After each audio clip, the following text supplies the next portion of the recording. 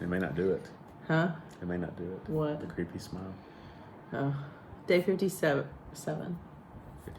Day 699 overall. That since we decided to journey to Liberia for adoption. Let that ring out. 699. 699 days. Man, good time. So the kids braided my hair today at the orphanage, and I am too tired and too lazy to take all the braids out. So I just like washed my hair sort of and just left them in because I'm really tired. So I woke up at 3 a.m. and then I woke up at 4 a.m. and then I woke up at 6 a.m. and then I never went back to sleep. And then Nelson came to get Jeremy at like 7:30 or 7:45. He was really worried about, first he said he was going to come at like 8:30 or so, and then he was really worried about traffic, and he just didn't want to miss the window of opportunity for Jeremy to speak with some people at the Liberian Governmental Offices, Ministry of Gender, Children and Families today to try to push a little harder, gently push. So he was here early, so Jeremy was gone, so the girls and I had breakfast and everything, but I just didn't sleep well. I fell asleep. I turned on a movie when we got back, and Jeremy was trying to throw together some dinner, and I just like passed out on the couch for like 45 minutes. I woke up to screaming and jumping up and down. Dinner's ready, wake up. Blah, blah, blah. So it wasn't really restful. But we had a pretty long day. Yes. I appreciate everyone that I put a post to pray for our adoption, because Jeremy was there talking to the government officials that literally have the power in their hands to allow our children to be free from where they are and to move on with their lives and to be able to enjoy being our daughters. So I appreciate those prayers and comments and words of encouragement. So yes, it was good. Yeah. It was a good day. We had to sit in some traffic, but we got there. It was yeah, I'm gonna add the traffic video to the, if we don't go too long on this one, I'm gonna add the traffic video from today to this video. Okay. Splice together some time lapse. So Nelson and I met with two deputy folks. They were very nice. Just at the Ministry of Gender. At the Ministry of Gender. They actually listen to me talk about how you guys, I told them personally, they've had our case for 15 months. And our kids have been in the orphanage for 3 years. Mm-hmm. And more than 15 months almost. They were excited to help us, hopefully, as soon as the silly investigation's lifted, which they had told us the police were supposed to meet with them today. We can't confirm that that's happened or not. Yeah. We don't know. It's it's been like, since we got here like 2 weeks ago, it's been like the police are finishing up today or finishing up this week or finishing up, one day. It's always like 3 days away. But, we talked to Nelson and Tita and some of the other people that live here, Liberians, that are leaders in the community here, and get their opinion and some of the staff at the Small World Orphanage where our children are. And we don't want to like overstep our bounds, but like I should have been here sooner. I should have been here 6 months ago. I should have listened to that like mom gut instinct I had and pushed 6 months ago to be here, because I think it would have mattered. And you can always think of a reason to not push, but no one's going to fight for your kids but you. And when kids are orphans, they're just, I don't know. So Jeremy went to the Ministry of Gender, had some good talks there, came back. The girls taught Nelson how to play Go Fish, which was funny. We had a little lunch. And Nelson's he has a pineapple farm. They grow pineapples and they sell that to pay for the children that are in their care at the orphanage. And it's supplemental. Certainly doesn't cover all of their needs at all, but it's supplemental. And he gave us like 4 pineapples. They're so good. And so we ate one of those for lunch too. And then we went to the Harbell supermarket, and I would describe it as like similar to like a Walmart, like. Because maybe before they all super centered, maybe like when they were smaller. Not super centered, there's no clothes or shoes but there's small appliances. There's like a small electric oven that rice I was cooker. Like, oh, there's rice cooker. I wish I would have looked for a little blender to make my little protein shakes. Yes, I forgot to look for that. They had some medications and like over-the-counter medications and some different things like that you can get. A little more expensive, like if you get Neosporin here, it seemed a little higher than I would have gotten it at home. They do not have distilled water, but Jeremy's just been using the filtered water for his little CPAP so he doesn't snore and keep me awake and keep himself awake. I'm gonna sneeze just talking Can I about make a it. little joke about the ministry of gender? So, so today it was me and Nelson, and then Sam, Bruce came, and then later on in the day it was Albert and Jimbo. Well, Sam and I and Nelson sat. They had white men hanging out with them Well, all that's day. what I was kind of joking about. We Oh. sat in the lobby for a long time. Yeah. Like the power went out, and then I'd already had our meeting. Sam was just kind of want to hang out. He didn't really feel like there was much he could talk about. But everybody that walked by is like, they look, double take. Yeah. Who are these guys? Yeah, and that's what. Now there's two of them. And that's what we've been hearing from our Liberian friends here is that what we're doing is strengthening Albert's character, basically, because he has all of these Americans in his corner, and there's kind of a revolving door of them. You know, they're seeing us in the community, and they're seeing Jeremy and Jimbo are like about as white as you can get, you know. And then Sam as well, you know. So just seeing them come in and sit there, you know, and talk about the importance of their kids, it's elevating Albert's status as an orphanage director, whereas he has been under such attack lately and accused of things that are not only creative but just outlandish. Like there's like no way not that he just wouldn't do that, but because he's a good man, but like logistically it's impossible for him to do that. So we went to the Harvell supermarket. We got balloons for the kids to play with at the orphanage. We got some more cookies. Just load them up on sugar and let them play with inflatable things.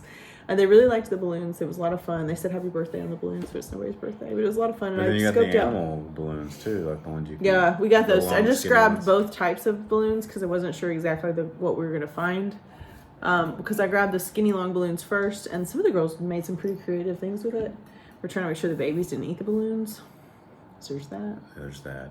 And then they yell at you. They all want to chew on it. I gotta say though, you don't really hear a lot of crying. There was one little girl today and one little boy that were both so tired that I was like, one of them literally like he kept climbing next to me, and I'm like, you're gonna fall. He's probably like 3, and he's always climbing on us. Yeah.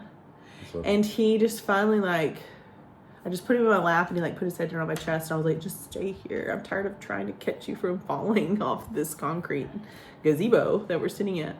So that was good. And we got to see our kids, and we got to see the Clark's kids, and we got to see the Butler's kids, and we got to see the Whitney's son, and then we got to see the Davenport's little girl, and there's just, the list goes on of all the kids that we've connected with, and we see them, we're like envisioning their life, you know, like it's moving forward. So yeah, our older Liberian daughter, I was comfortable enough. I was asking her like how she says stuff, like trying to like pick her brain about how do you say that you're okay? And she's like, fine, I'm fine. Or how do you say like that kid's crazy? How do you say that? I forgot what she said about something like what are you doing, man? Or something like that. It was it was funny. She has a maturity about her. She's kind of an old soul. Yeah, she does. And the thing is they've been in the orphanage for a while. So we found out, we can't really say why their case would go faster because I don't want to disclose information about their birth mother or their story. But the circumstances of them being placed in the orphanage is one of those stories where the orphanage is like, they gotta get adopted. There's not going to be anything else we can do here. So the fact that our children have been in the orphanage for 3 years was not what the Ministry of Gender wanted to hear, because they like for kids to be there for a year and a half. They don't want them staying longer than that. And that's what the orphanage where our children are, it's designed to be a transition home. So when they're getting into 3 and some of them 4 years, it's like the system is not broken on our end. There are, I think, 20 adoptive families waiting to be matched to the Liberia program at any given day. And there's at least 10 or 15 kids any given day. And the moment that these floodgates open for these adoptions to go through, there'll be other kids. So I don't want to cry, so I'm gonna let you talk about what happened when we drove up. Don't give too many details of it, but just the idea. I know we've told you guys that. Yeah, so we'd mentioned that Albert sees or has to turn away 5, maybe or more 5 to 10 families a month because of the just lack of throughput in the home. Yeah, they don't have space for kids. So we got there, and there was a mom there with her 2 kids wanting to potentially place them. Yeah. And they had to be told no. So like we saw Her that. husband had died, or the father of the children had died. We saw them, and then there's these, you're looking at kids literally right in front of you that could potentially not make it. They said to check Little, back too. in a month. Yeah. He counseled her for a long time because He did. we pulled up and we were kind of directed by the staff there to kind of hang back and give them some privacy because Sure. the place that they were meeting is kind of like the central location where we usually pass out our treats and do our games and stuff in the shade. So we hung back, and but they can't assist her really because they can't until a birth month. I mean, they can't give her like food or clothing or money or anything to get her through for the next month because that would be considered coercion or payment or something like that. And it was hard because we watched her leave.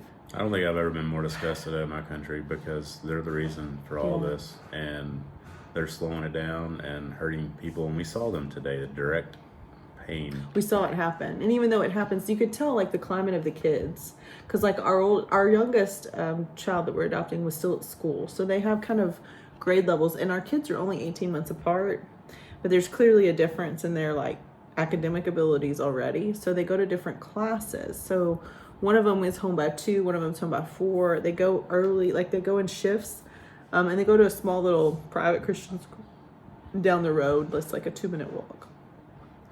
So that all the kids weren't there. So there's probably about 8 kids that weren't there. So there were the older kids and the younger kids that were there, and they stayed on the porch, and they didn't come out and greet us like they normally do. They were kind of waving, but there was a solemn mood that was not sad, but just solemn and respectful. That these children, and some of these kids are absolute squirrels. And even though we were blowing up balloons, and our oldest Liberian daughter was taking the balloons to the little kids, they were still being very respectful. And then as soon as this woman left, everybody went crazy again and started being normal like they normally are. But just the weight, they get it. And this is the thing, is this is routine for them. They see this happen. Yeah, not only can they not help, like we wanted to help, but We can't. can't. I mean, you're like sitting there looking at this woman, like sending her off on her way. It's like, this She is looked disgusting. like she hadn't eaten in days. What She kind of looked- like system are we in? Well, we can't. We're seeing somebody literally struggling, and if I help them, it's a Yeah. conflict of interest with the kids that we're trying to adopt now. Yeah. It's ridiculous. Because if that were to show up, if she were to place her kids there and it were to show up in her case report that she showed up at the orphanage and she was given food and clothes and money to make it through the month and then brought her kids back, they won't accept those kind of stories. So we don't want to write those kind of stories. Right. No matter what. And it's the thing that gets me the most is that I try as hard as I can to do the right thing no matter what. And the right thing in the moment would have been different than what we were allowed to do. Yeah. We couldn't even talk to her. We would probably scare her anyway, but we couldn't talk to her. And he has a list of these families, and sometimes their situation improves a little bit, but most of the time it does not.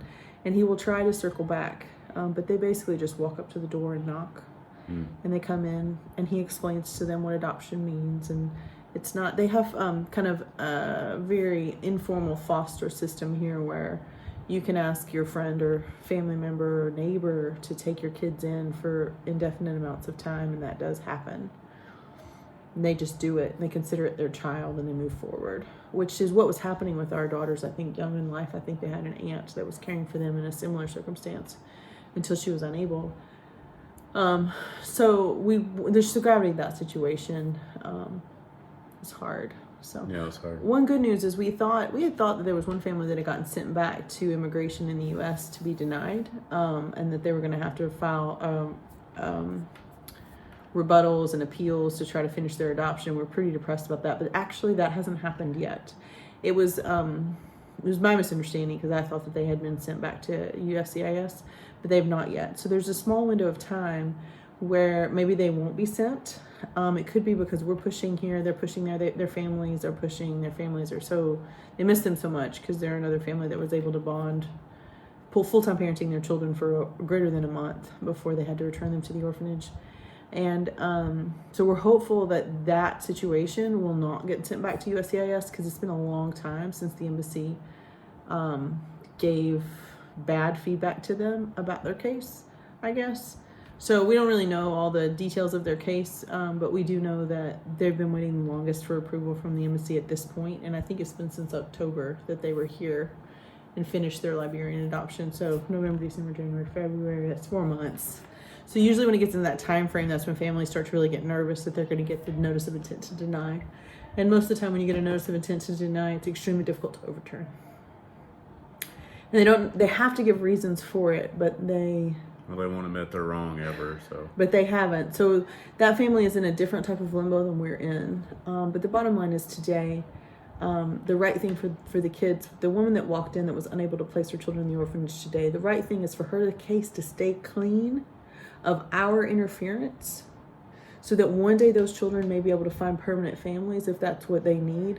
And looking at her today and looking at them today, and we didn't know, we just know that she has a deceased spouse. The father's died. And so she's a true widow, and these are true orphans. They've been orphaned by their father's death.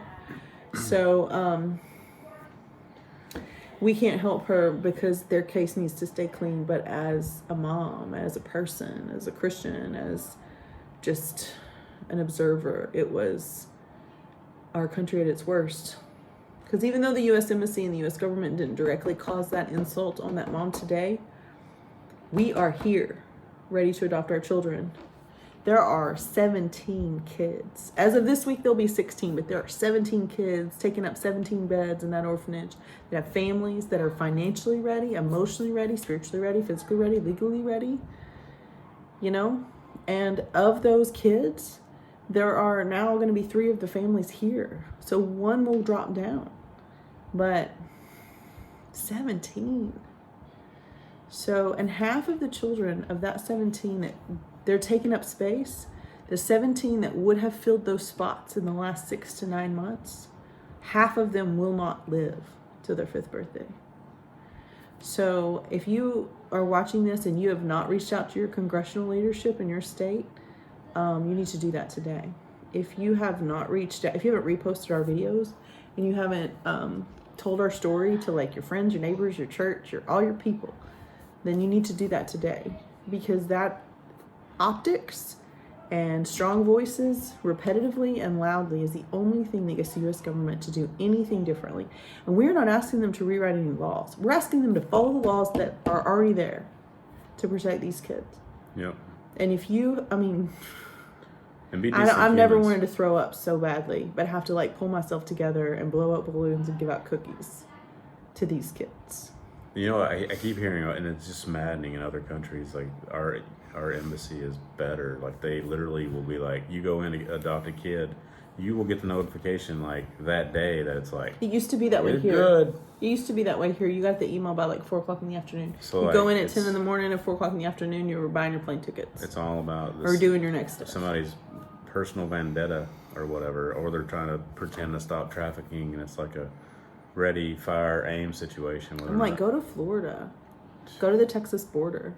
Find real traffickers, These people that are so passionate about trafficking, they keep looking at us, and I'm like, you cannot, as a trafficker, be to the status of adoption that I have reached.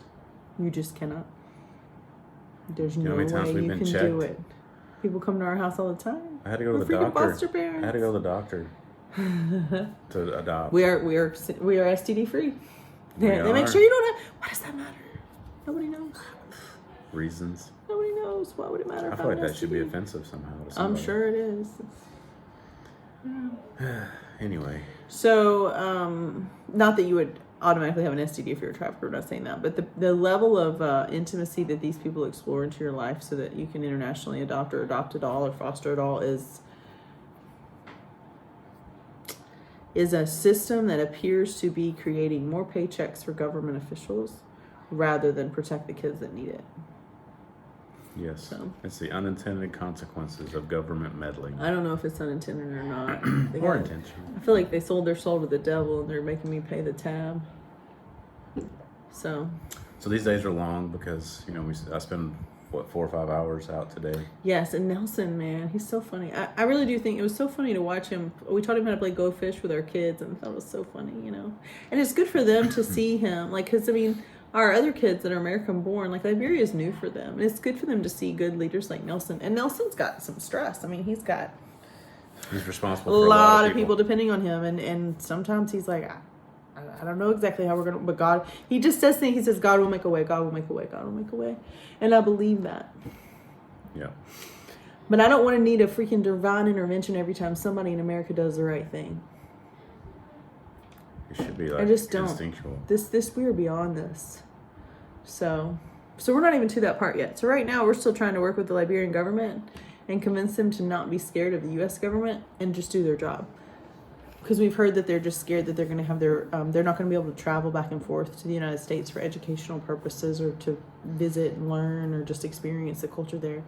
That if they make the wrong person mad at the U.S. Embassy, that their visa will never get approved if they decide to go there to visit or mostly educational stuff, and their kids too. Like if their kids want to do student visas, that they'll get denied for no reason. They don't have to give a reason to deny. The no-fly list or whatever. So that means you can't have you can't be a banker or you can't get a bank account in a U.S. bank. There's lots of other things, but it's intimidation for sure. Yeah. So we don't want them to be scared to do their job. They call that soft power. We're not at war. We don't bring tanks in the field. We meddle by making. Why are we trying to bully Liberia? I don't know. We do it with a lot of countries apparently. We talked a lot today. Nelson and I talked a lot today about the natural resources in Liberia, the farmland here, the iron ore here, all those things. The things that the country it has a lot of good ingredients to be a successful country that's not in poverty. Oh, and he said he would try to get us a meeting with the former president. Yeah, he was like, well, that'd be a good reason to meet her. I want to try to meet her, too. He's going to make some phone calls and see if anybody knows her. Ellen Sirleaf Johnson was a first woman president in Africa, the whole continent. That would be cool. Yeah. I read her book. She has 2 books about her. I read her personal book about herself. And she was president after the Civil War ended. And I think she did an excellent job with what she had to work with. And most of the people here speak favorably of her as well. Yep. It was a broken time for sure. They call her Ma Sirleaf. Ma As her Sirleaf. mom. Mm-hmm. Oh. She pushed education. She couldn't give everyone education and food, but it was like rice and education was like her thing. Women, especially women and girls. So good. But today, that poor woman just, she couldn't have been helped. But hopefully she can make it another month and there's some spots available. maybe retelling her story will help. I hope so. Because we are like, just a handful of Americans in a country that's war-torn, poverty-stricken, barely able to get up, but trying to get up. And our government should be ashamed of their behavior towards these people regarding adoption. So. Yes, and we are not going. I'm going back to the MOG Thursday, so won't have a good update until then. We'll go see the kids on Wednesday and Thursday. The Davenports will be here on Friday. They're gonna stay here, so we'll get to meet them. Nice. That'll be fun. There's see that. a good fraternity when we meet a fellow adopting parent. Gosh, I mean, they're like packing cake mix and stuff, like presents for our kids. I don't even know how to get our oldest kid's birthday taken care of here. I'm like deer in the headlights about it. Yeah, I always can just, every time I talk to Sam, we chat a lot on WhatsApp, and it's like, I just thank him for his battle he's been doing. Before I really got involved, he's been going around putting his feet down. It's like camaraderie. You get that when you work in the ER too, because you're like, these are your coworkers and colleagues, but then like, people are trying to die, and you guys, we're trying to save them, and it really bonds you as a team. And really solidifies that relationship, and that's how this feels with these other families. It's like there's instant, like you're trying to solve a problem together. Comrades. Yeah. No matter what. So. Did you just make us Russian? Comrades, yeah. And Nelson too. Nelson, yeah. And Nelson's like, I was like, I don't want you to miss any of your classes. You got stuff going on. You don't have to come drive us every day. And he's like, no, you're my priority right now. So yeah, Nelson's perspective today, like he knows the ladies that I met with first name, has their cell phones, and so yeah, because he has his own orphanage, so they have to approve him and license him to do his work. So he knows them professionally. We walked in, and he kind of helped me not look like a lost American. Was he your because you didn't have Sam this morning, did you? No, just me. Just and me and Nelson. All right. So I had to talk. Nelson talked too, but Nelson says that Jeremy's pushing the right amount, but he just says that the amount of Americans. So like the more families that can come, and if Nelson will drive you to the Ministry of Gender as well and help show you around if we're not here to do that. But we can't advocate for other families' kids, so I can't go in there and ask for like my friends' kids that are there. I can't ask about their cases. Nelson can't ask about them. Albert can ask about them, but he asks about them every week, so he's not really like new optics for them. But our presence there helps. But if I ask about somebody else's case, they find that insulting and they won't want to talk to me anymore. So, but if you show up and you ask them about your case specifically, they are prioritizing people that are physically here because you're physically here and they're glad to meet you, and it's weird for them, but they appreciate your determination and your heart for the kids, and they will listen. And I think we have an opportunity here to change the way that they view Americans and the way they view, like, the U.S. Embassy is not representing us well right now with these people, and that's bad. I mean, these people, they may be in poverty now, but they're powerful. They fought each other for 20 years. They have endurance, but we need to befriend them. We need to make it easy, and vice versa. So there's no need for more kids to die for this reason. So, yep. All right, so it won't be so dark. I'm going to splice in the video, a little time-lapse video of Liberian traffic for you guys, because it's pretty funny. It's hard not to be going. We appreciate you guys listening and watching. We were so angry this evening. Like, even when I came home to make dinner. Jeremy was so mad. I thought he was mad at me, but I was like, I'm too tired to figure out what you're... mad. Like, this poor lady. I just wondered, like, can you come have dinner with us? This is ridiculous. Yeah, but we can't help her. Because integrity matters in her case. So I don't know if there's anyone that can help her. I'm sure if there are places that can help her that Albert knows about, I'm sure that he shared that with her, but yeah. But he carries that. We saw that firsthand. We saw that. We caught the tail end of it unfolding. We didn't see her knock on the door. We didn't see him usher her in. We didn't see the introductions. We didn't see all that. We caught the very tail end as she was leaving. Right. And he was glad to see us too. But that is routine for him. This is something that happens a lot. Yep. So, keep him in your thoughts and prayers. And the fact that we were told today we've been told this before by other Liberians, that our presence here elevates his character. Like, it just puts him in a place of respect with his people. That he has befriended us, that we support him, that we've flown across the ocean with no timelines or promises, just to stand beside him and say, this is the right thing. So. Good job. You made it. You okay? Yeah. Okay. Bye. Love you. Okay. So this is like true. Hi, Nelson. Hello, my sound. This is true. Girls. Are you gonna post this? I might post it. Well, just send it to Aunt Devin at least. This is true Liberian traffic we're about to face. This is Look at that KK. Monday. Some nice tires you got there. Yeah. So these little cars right here are called Tire. KKs. And this KK is like so lightweight that we watched a regular sized man, hold up the side of the KK and change the tire with his other hand and put it back down. So like they're not even as heavy as golf carts. And this one is carrying, it looks like, I don't know, maybe 50. Maybe 13 or 14 tires. More than that. More than that? They're so that side. So this is, now watch the motorcycle guys. They're just gonna whiz by us. So you're here. That one's got an umbrella. They like tape the umbrellas together and attach them to the motorcycle. You know?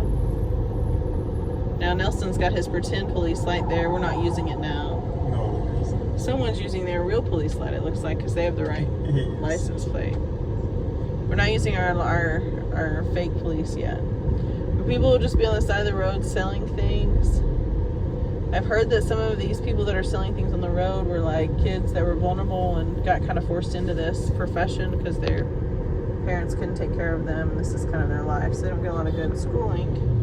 Okay, but look at these motorcycle people coming through. They don't wear helmets. They all have passengers. They're supposed to wear helmets. Like, legally, they're supposed to wear helmets. But they don't wear helmets. Yeah, they don't wear helmets at all.